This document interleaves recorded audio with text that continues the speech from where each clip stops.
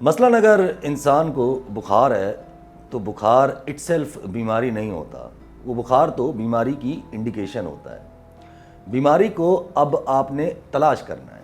آپ بخار کو کتنا بھی ٹریٹ کر لو، وہ بیماری کی ٹریٹمنٹ نہیں بلکہ بیماری سے ابھرتی ہوئی سمٹم جو کہ بخار ہے اس کی ٹریٹمنٹ ہے، اور یہی پاکستان میں آج تک ہوتا ہے۔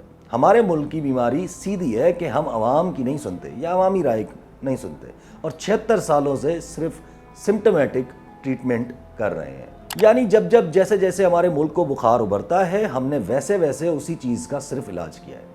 لیکن جیسے انسان اگر 76 سال کا ہو جائے اور آپ اس وقت بھی اس کی سمٹمیٹک ٹریٹمنٹ کرتے رہیں تو وہ ناکارہ ثابت ہوگی، کیونکہ اب اس کی باڈی میں اتنی طاقت نہیں کہ سمٹمیٹک ٹریٹمنٹ کے ذریعے آپ بیماری کو دبا سکیں۔ اسی طرح 2024 میں 8 فروری کو ملک کو لگی ہوئی بیماری کا علاج کرنے کا ٹائم آیا تو ہمارے کرتا دھرتا نے پھر سوچا کہ نہیں، سمٹمیٹک ٹریٹمنٹ کر کے جان چھڑا لیں گے۔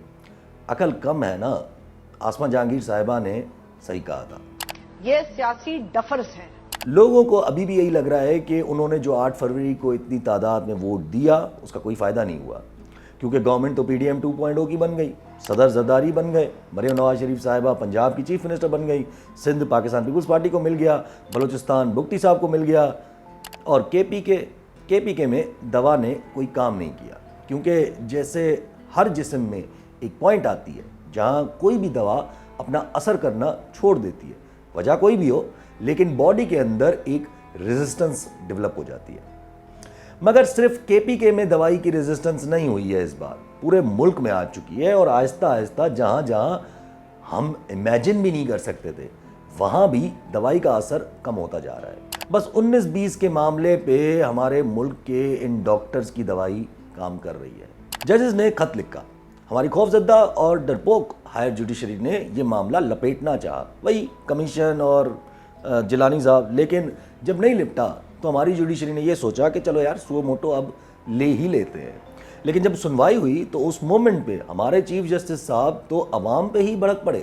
ایسا ماحول بنایا گیا کہ کون شریف آدمی یہ خدمت ہے، کیونکہ اس میں تو کوئی ایسی جو ہم کہتے ہیں نا پریشر، میرے خیال میں ایک پریشر یہ جو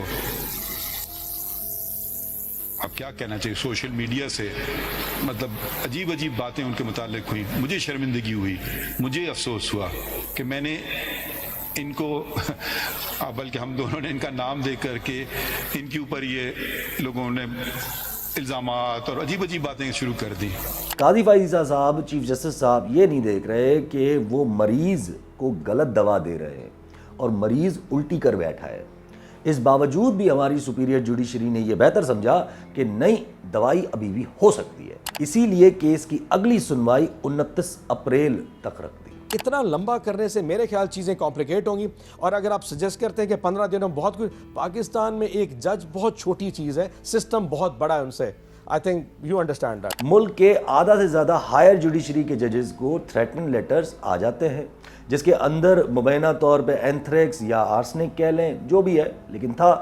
یہ چیز ہونا میری پچھلی والی ویڈیو کی پوائنٹ کو پروف کر رہا ہے کہ کہیں نہ کہیں کوئی نہ کوئی ہے جو چاہ رہا ہے کہ جوڈیشری ذرا ان 6 ججز کے لیٹرز کو سیریس لے، مٹی نہ پائے اور تھوڑی غیرت بھی کرے، کیونکہ یہ جو ابھی والے لیٹرز آئے ہیں یہ ایک قسم کا اٹیک ہے، تھریٹ نہیں۔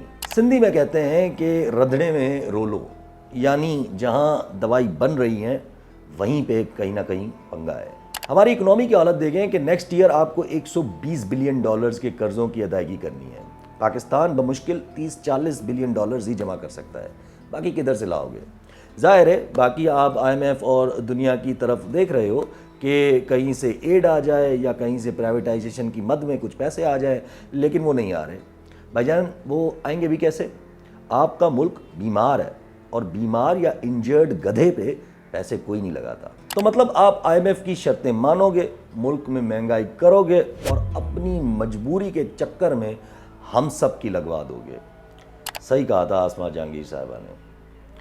ہمارے ملک میں دہشت گردی کی آگ لگی ہوئی ہے، لیکن TTA تحریک طالبان افغانستان، جن کو 40 سال سے ہم سنبھال رہے ہیں، آج وہ ہمیں کہہ رہے ہیں کہ TTP یعنی ایک ٹیررسٹ گروپ سے آپ نیگوشیشن کر لو۔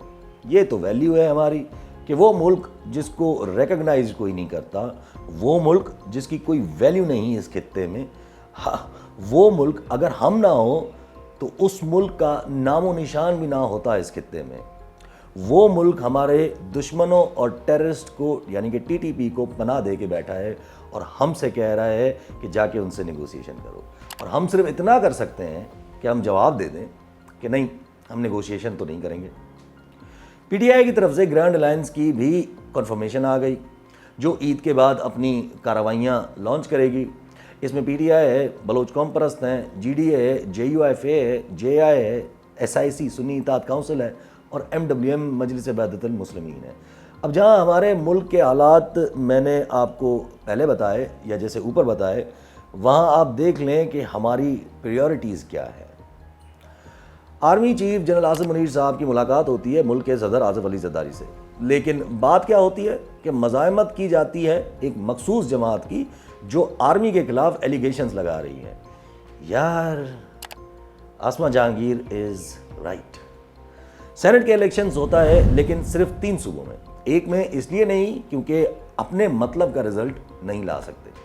سینٹ کے الیکشنز میں آزاد حیثیت سے 3 جنرل سیٹس پہ بلا مقابلہ 3 پیرا ٹروپرز الیکٹ ہو جاتے ہیں، اور انہی میں سے اب آپ دیکھیں گے کہ ایک سینٹ چیئرمین بھی بن جائے گا، وہی آپ نے کاکڑ صاحب۔ باتیں چل رہی ہیں کہ عید کے بعد کریک ڈاؤن ہوگا ہم سب پہ، سب سے مراد جو بھی عقل مندی کی بات کر رہا ہے، چاہے وہ نون لیگ کے اپنے ہی لوگ کیوں نہ ہوں، اور ظاہر ہے جو اصل احتجاج کرنے والے ہیں یعنی کہ یہ گرینڈ الائنس والے، ان کے اوپر تو ہوگا ہی، لیکن اگر ان کے اوپر کریک ڈاؤن ہوتا ہے تو ان میں سے آدھی سے زیادہ جماعتیں تو مذہبی جماعتیں ہیں یا قوم پرست ہیں، اور یہ سب ایسی جماعتیں ہیں جو روڈ پہ لڑنا جانتی ہیں۔ اور اگر نون لیگ کے اپنے بندوں کے اوپر کریک ڈاؤن ہوتا ہے تو یہ میں پہلے ہی بول چکا ہوں کہ نواز شریف صاحب یعنی کہ گونگا بولے گا تو صحیح۔ باتیں چل رہی ہیں کہ ٹی ٹی پی سے نپٹنے کا اب ایک ہی طریقہ ہے، افغانستان میں گھس کے کچھ کیا جائے۔ اس کے لیے آپ کو اپنے ایسٹرن بارڈر پہ حالات اچھے چاہیے، یعنی کہ انڈیا کی طرف، جو مودی کے ہوتے ہوئے تو شاید مشکل ہی ہو۔ تو ابھی وہاں بھی الیکشنز ہیں، دیکھتے ہیں۔ امریکہ بھی صرف تب تک مدد کر سکتا ہے جب تک بائیڈن ہے، اور بائیڈن 8 مہینے کا مہمان ہے۔ عموماً جب آپ بیمار انسان کو اتنا اگنور کر کے اس کی سمپٹومیٹک ٹریٹمنٹ کرتے رہو تو ایک وقت آئے گا جب آپ کو یا تو آپریشن ٹیبل کی ضرورت پڑ جائے گی، جس کو ہم سیاسی ایکسیڈنٹس بھی کہتے ہیں، یا پھر ڈاکٹر ہی تبدیل کر لو۔ لیکن ڈاکٹر تبدیل کرنا ہمارے ملک میں امپاسبل ہے، تو پھر ڈاکٹر کو مجبور کرو کہ اپنا اسٹاف اور دوائی تبدیل کرے۔